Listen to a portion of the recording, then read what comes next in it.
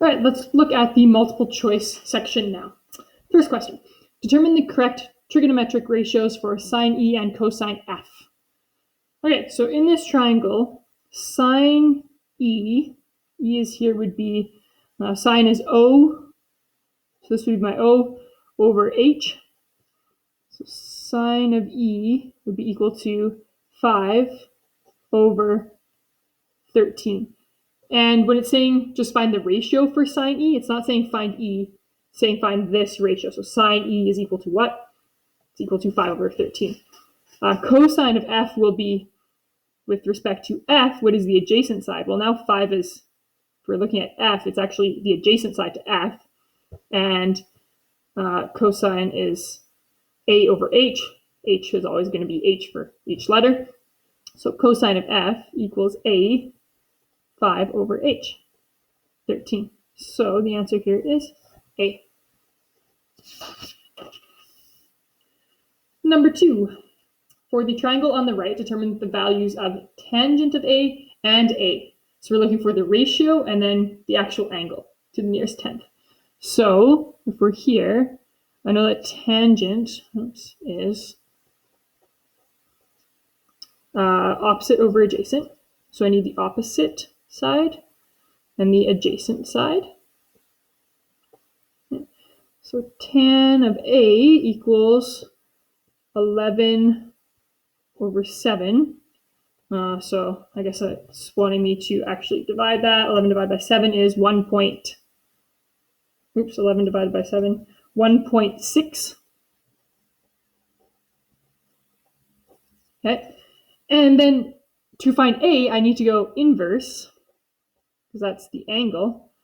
So tangent inverse or second function tan of 11 over 7 will give me A.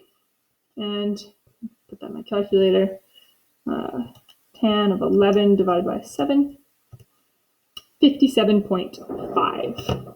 So 57.5 degrees equals A. And that is C. Number 3, determine the length of side Q to the nearest tenth. So when it gives you a little letter like this, okay, that just means the opposite of the capital. So the side that is opposite to big Q is little q. So we're looking at this side here. And I've got this angle 75. Q, with respect to 75, is the adjacent side. 11 is the opposite side, so we'll be using tangent. So tan of 75 equals O 11 over Q, or my adjacent, using the same formula we had up here. Tangent of an angle is O over A, O over A. And then we'll just cross multiply. So 11 times 1 divided by tangent of 75. So 11, basically 11 divided by tan 75. 11 divided by tan 75 gives me 2.947. 2.9. Determine the length of side K to the nearest tenth. So K is right here, opposite big K. We've got an angle here, so we'll use that as our reference. This would be the opposite side. And then 1.2, which is also given to us, so we need to use it, is the hypotenuse. So we've got O and H. I'm using sine is O over H. Sine of 50 equals O, or you can write O, you can write K, over 1.2. 1.2 times sine 50 divided by 1. So 1.2 times, or just sine 50, don't need to divide by 1 because it's going to be the same thing, 0.9, which is A. All right, number 5. Determine the measure of angle QRS. Round your answer to the nearest tenth. QRS, so I'm looking for this angle here, and I've got the hypotenuse, and I've got the opposite side, so I'll use sine over H. Don't know my angle, so I'll just put in 4 over 14 here. Don't know the angle, that means you're using the inverse. So sine inverse of 4 over 14 gives me second function sine 4 divided by 14, 16.6 degrees. So C. Number 6. Determine the measure of angle x. Right here, round your answers to the nearest degree. So x, we've got hypotenuse, we've got the adjacent side, that is cosine. Cosine of an angle equals a over h.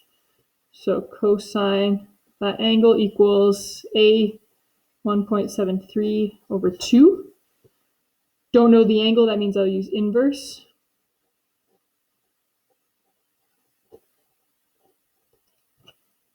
Which gives me second function cosine 1.73 divided by 2.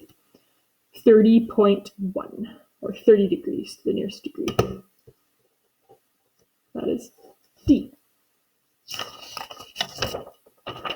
Couple more questions.